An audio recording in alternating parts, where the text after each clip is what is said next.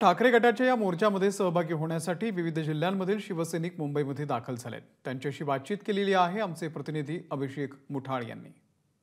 धारावी बचाव आंदोलनाचा आज मोर्चा जो आहे तो आपल्याला पाहायला मिळणार आहे आणि याचं नेतृत्व शिवसेना उद्धव बाळासाहेब ठाकरे पक्षाचे पक्षप्रमुख उद्धव ठाकरे हे करताना आपल्याला दिसतील। अशातच आपण बघू शकतो आहे जालना असेल, परभणी असेल, अशी काही लोक जे आहेत तिथून देखील इथे लोक आल्याचं दिसतं आहे।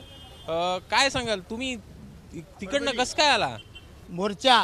धारावी हा मुंबईचा प्राण आहे, जिथं गोरगरीब लोक राहतात।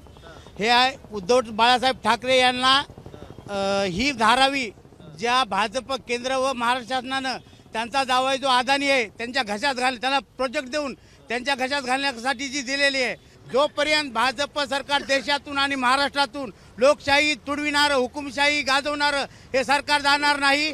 ज्या ज्या तिथं उद्धव बाळासाहेब ठाकरेंनी आवाज दिला त्या ठिकाणी आम्ही सामान्य शिवसैनिक म्हणून